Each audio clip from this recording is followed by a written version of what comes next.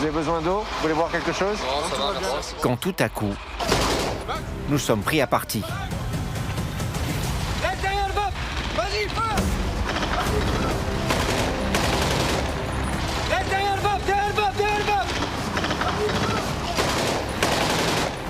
Tout va très vite.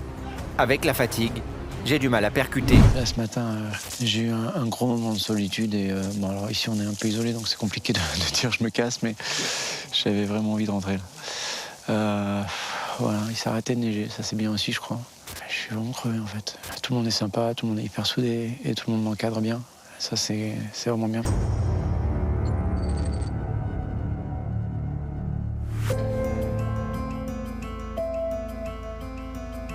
Le lendemain matin, la neige s'est arrêtée de tomber. Malgré la rusticité, l'hygiène reste un élément important de la routine militaire. Pour éviter les maladies ou un affaiblissement général, quand cela est possible, il faut toujours faire un minimum de toilette. Et chacun se débrouille avec les moyens du bord. Ma journée reprend, toujours rythmée par les gardes. Petit plus, la neige a disparu et le soleil est de retour. Pour le moral, la moindre petite amélioration est tout simplement énorme. Nous attendons toujours le signal pour entamer notre progression. Depuis le déclenchement de l'opération, les premières sections ont avancé de plusieurs kilomètres à l'intérieur de la zone de l'exercice, avec pour premier objectif de reprendre les villages occupés par les ennemis. 11 points à atteindre. Pour les soldats, la prise de chaque rue, de chaque bâtiment, de chaque intersection se fait au prix de violents combats. Mais le rapport de force tourne en faveur des parachutistes qui gagnent progressivement du terrain. Petit à petit, les troupes ennemies fuient vers le nord. Et alors que je m'apprête à terminer mon tour de garde, nous recevons l'ordre immédiat de quitter notre position. Après 36 heures dans le froid, nous n'avons que quelques minutes pour faire disparaître notre campement et embarquer à bord du VAB. Minuit, Tu peux on embarquer. décroche. Allez! Ok Thomas, vas-y, tu peux rembarquer. T'as ton arme avec toi? Allez, vas-y. Et je suis bien content de retrouver l'inconfort, les vapeurs d'essence, mais aussi la chaleur de notre véhicule blindé.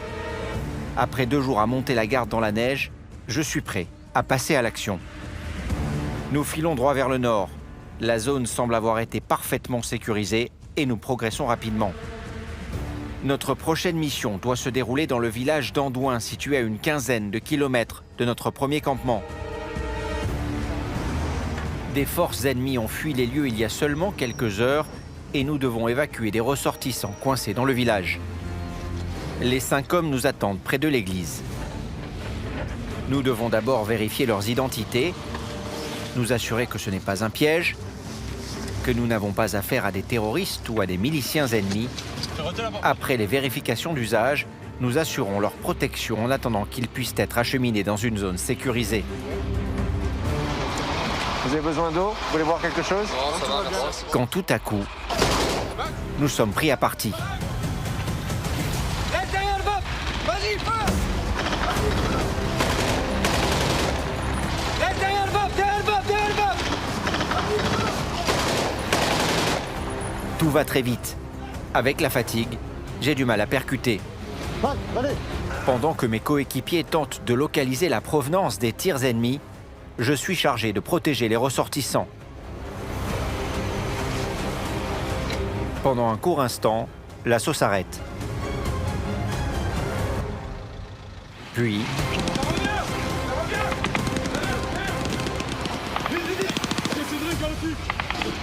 C'est le VAB, c'est le VAB. C'est bon, c'est le VAB. fausse alerte pour cette fois. Mais le plus étonnant, c'est que tout cela se passe à l'heure du déjeuner en plein village et les riverains, surpris, commencent à sortir de chez eux. Donc là, on est en pleine opération dans un village. Et c'est assez marrant parce qu'il y a du stress et il y a de la curiosité en même temps. Et j'imagine que ça doit être de se retrouver avec des militaires surarmés dans son jardin à la fin du déjeuner. Un qui embarque dans mon VAB! Pour leur sécurité, On fait entrer dans le VAB une partie des ressortissants que nous protégeons. Ok, Thomas, tu viens avec moi, le silo, tu viens avec moi. Notre VAB n'étant pas assez spacieux pour tout le monde, nous devons placer les civils restants en sécurité dans un autre véhicule. Je suis chargé de les accompagner. Mets-toi à droite, je me mets à gauche. Silo, tu restes derrière. Allez, c'est parti. On va escorter, on va au niveau du VAB de 11. À ce moment précis, nous sommes à nouveau pris à partie. Thomas, dehors.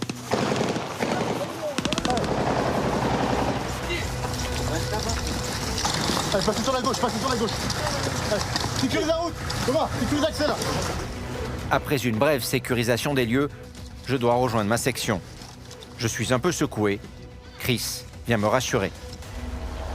Bon, je trouvais que t'étais dedans et puis c'est très bien quoi. Continue comme ça et C'est chaud, Max. puis on va bien voir comment va se dérouler la suite des activités.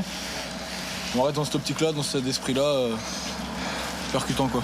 Ok, merci. Ça marche? Ça va, ça marche. Ouais, super. Une fois l'opération terminée, nous reprenons la route. Dimitri et son chien Nikos embarquent avec nous dans le VAB. Nikos est un chien de guerre, entraîné à tuer. Il y a des trucs qu'il faut pas faire là avec le chien. Je vais donner des consignes. Personne n'a peur des chiens ici? Non. Des chiens normaux, non. En mission, là il a la muselière donc ça va, mais quand il aura pas la muselière et tout, pas le toucher, pas s'en préoccuper. D'accord. Et évidemment, c'est à côté de moi que Nikos s'installe.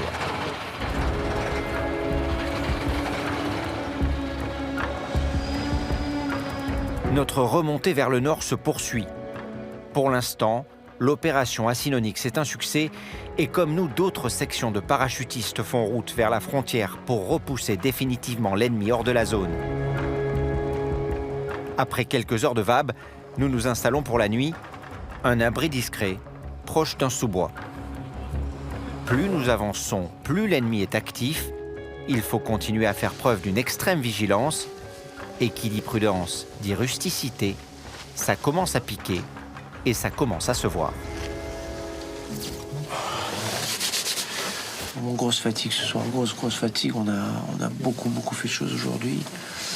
On est dans une zone sensible en termes d'armes chimiques et bactériologiques, donc on est équipé pour. Et pour l'instant, on n'a pas eu affaire à ça, donc c'est plutôt une bonne nouvelle parce que ça implique de très nombreuses et de très lourdes contraintes si ça venait à être le cas. Ce qui est très agréable, c'est que c'est un petit groupe. On est 8. Tout le monde s'occupe de moi, tout le temps. Il m'intègre vraiment en faisant en sorte que je ne sois pas quelque chose qui fasse dérailler la mission, mais qui l'enregistre. C'est beaucoup de chance pour moi, parce que sans ça, ce qui est déjà difficile deviendra infernal.